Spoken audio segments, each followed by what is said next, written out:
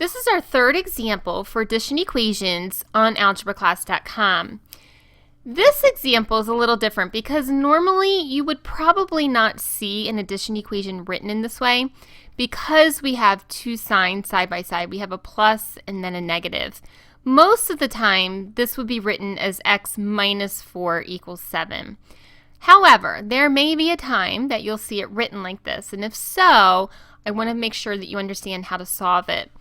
So I'm going to do as I've done in the past two examples, and I'm going to bring down the left-hand side as x plus negative 4, and I'm going to draw a line, and then equals 7 and draw another line. And this is because I know that I need to get rid of this negative 4, and I know that whatever I do to one side, I must do to the other side. So this just helps me to set up the problem.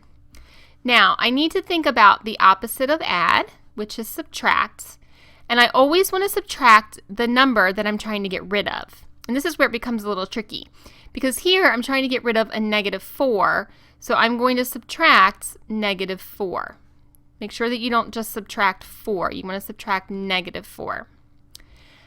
Then I have negative 4 minus negative 4. That becomes tricky in itself. So think of your rule for subtracting integers. We can use the keep, change, change rule. So keep this number the same, change to addition, change to the opposite. So then we end up with negative 4 plus 4. Since they're opposites, we know that they equal 0.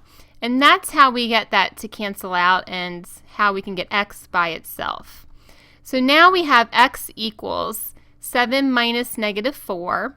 Again, we can keep, change, change to make it 7 plus 4, and 7 plus 4 is 11.